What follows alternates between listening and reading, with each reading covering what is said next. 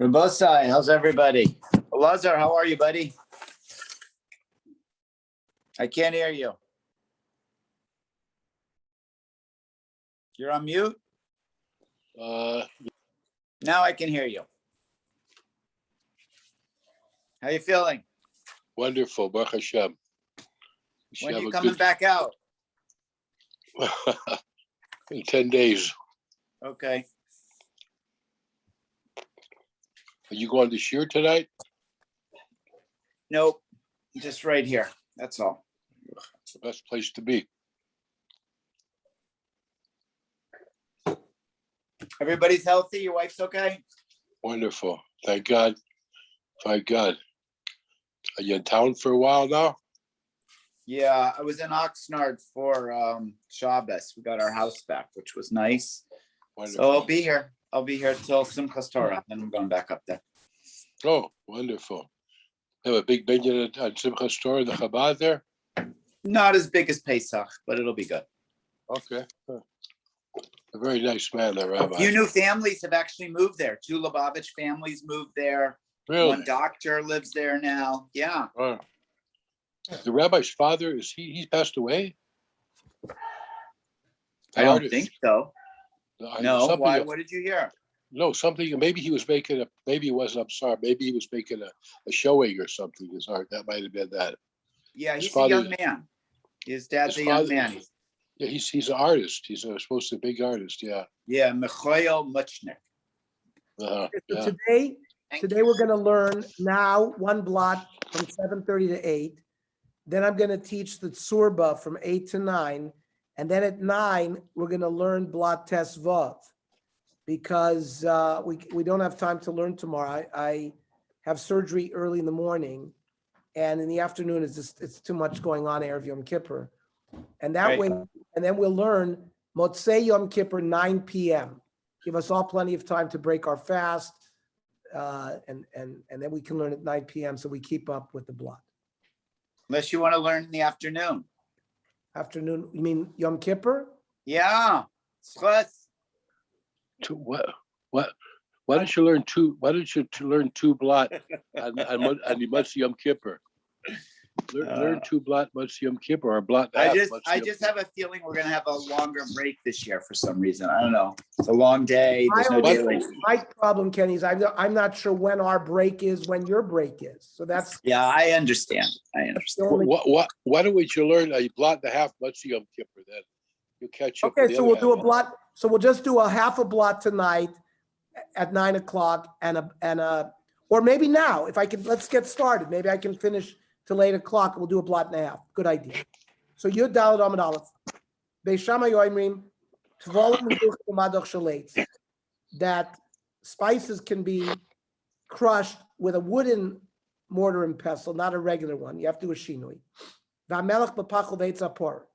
Grinding salt, you also need to do it in a wooden thing, not a regular thing.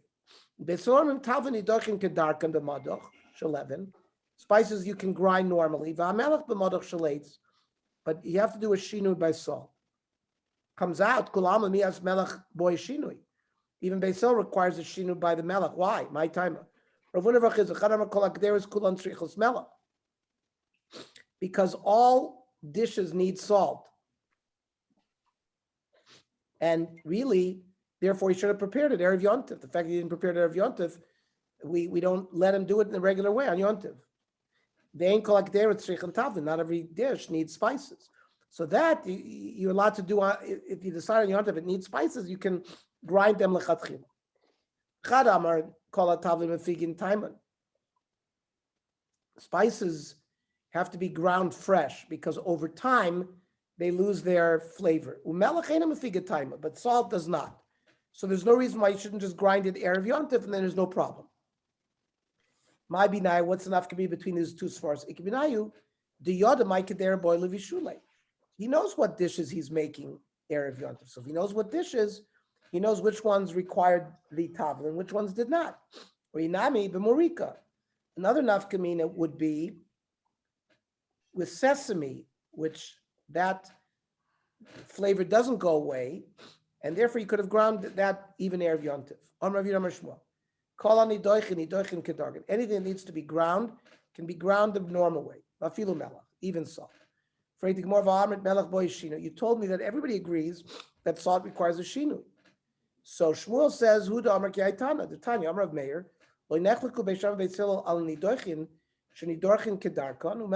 all spices can be ground in a normal way, including salt. When you come to grind salt by itself, that if you're going to use salt for roasting, which is a small amount of salt, so then you can use a pach or a wooden thing of a lolik dera, but you wouldn't be able to use those implements if you're intended to use the salt for a dish, because that requires you to salt meat a lot more. Basil says you can use anything. You already told me that basil also requires a shinu. That means you can use with the shinu, but it whether you do it for tzli or kedera, which is a small amount of salt or a large amount of salt, does make a difference. When you grind atzli v'doch,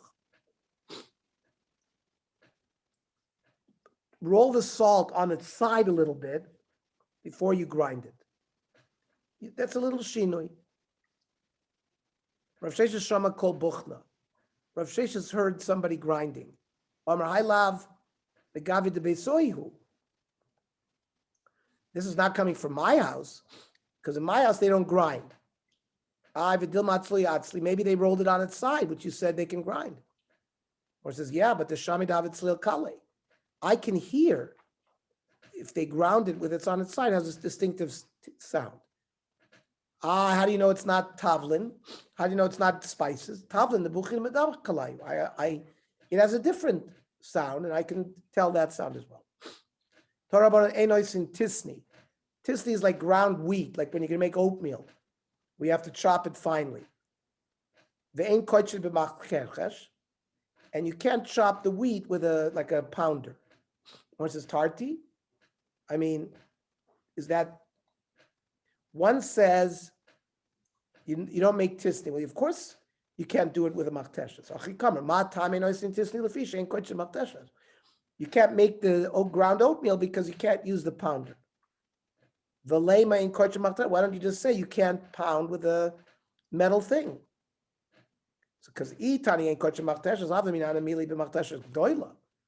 maybe you can't do it with a big one of a machteshes ktana ema shaper dami, but using a small one, I would think maybe you could do it. Kamashmalah that you can.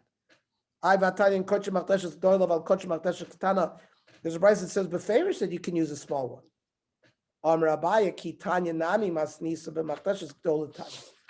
Bryce is also only talking about a big one. Rav Amar loy kasha halon valu.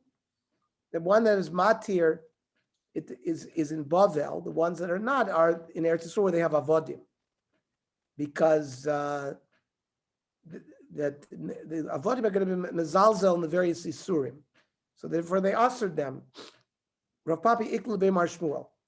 Rav Papi visited Mar Shmuel. Isolate daisa. They brought him this oatmeal v'lot ochal. Why didn't he eat?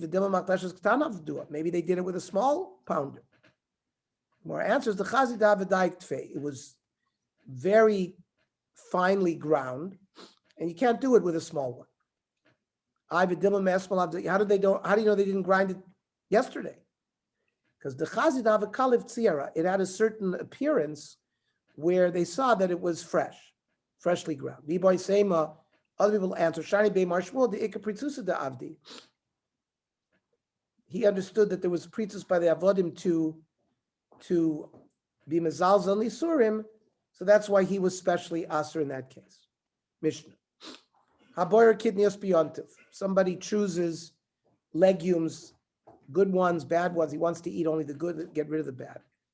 How do you do boirer? Beishamai oimrim boirer oichel v'oichel. He picks out the good food and eats the food, leaves the soil behind.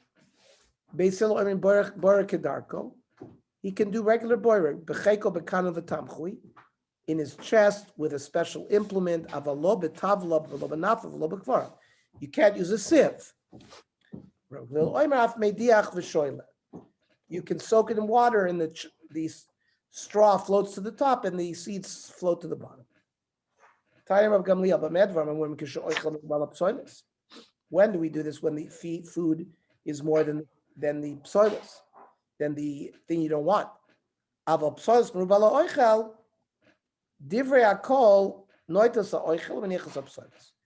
there's more psoilus, everybody holds you take the good food, pick it out and eat it, and leave the psoilus behind. So psoilus meruba la'oichel me'ikaman deshor. Is there anybody who permits, if you have psoilus more than the oichel, who permits? It might be less in shear, the psoilus, but a lot of tircha to get rid of it. So therefore, even in that case, you pick out the good food and you leave the psoilus behind. You can use a water separation.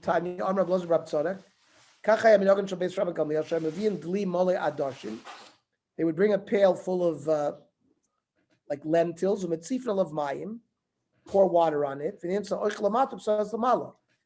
The lentil bean would go to the bottom and the straw would go to the top. We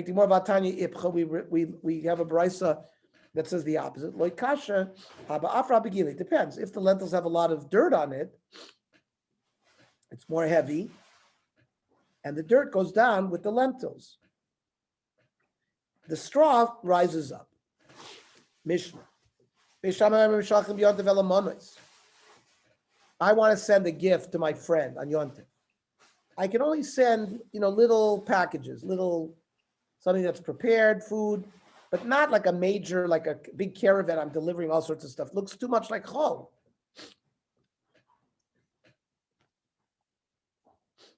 What do you mean? You could send him a big animal, whether he's alive, whether he's geshechted. You can send him wines, oils, flowers, kidneys, avalot tvua, but not grain. Because you can't grind grain. So there's no point in sending him grain. You should have ground it yesterday into flour. Rab Shimon matir b'tvua. Rab Shimon allows it because there's ways, like we learned, you could do it by hand, right, without tchina, to use the wheat. Tani Rav Yechiel b'vachli yasena b'shura. Don't send it with a big caravan of people. How much is that, Tana? Ein shura b'chusim mishlosh b'nei adam. Don't send him 3 people or more. It looks too much like chol. Ravashi tlosa gavriu tlosa mine mai. What if you have 3 different people, each one carrying something else? Is that called a shayara? Teku. So we don't have an answer. Rab Shimon matir b'tfua. Rab Shimon permitted with grain. Rab Shimon matir b'tfua kagon chitin lasos mehen ludios, to make certain kind of cakes. And so you can send them barley, because the balabos you're sending the gift to can give it to his animals to eat. And adoshim lasos men resisin.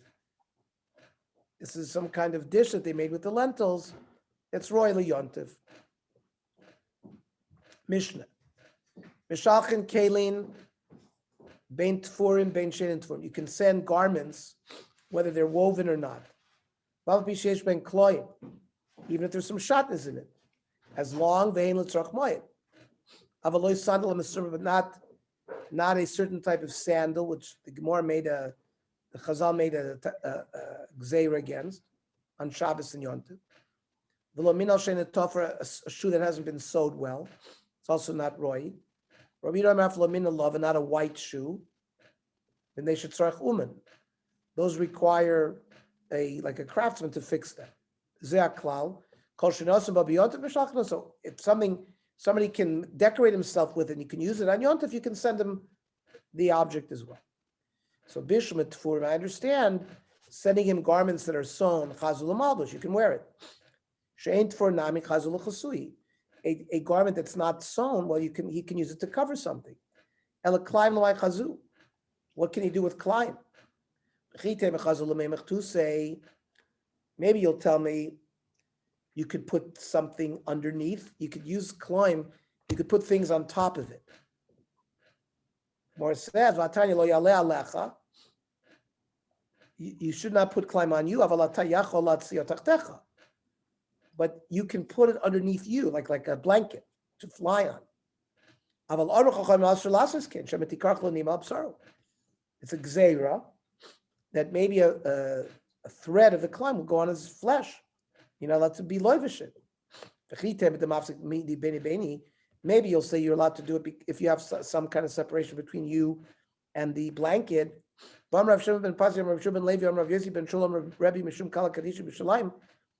still not allowed. You have 10 mattresses piled up and you have climb on the bottom of it. You still can't lie on even the top mattress.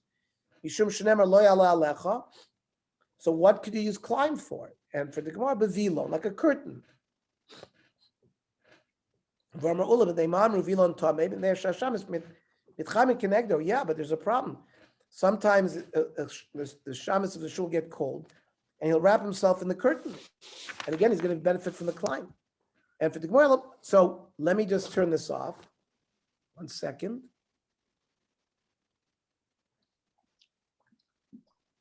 And the recording.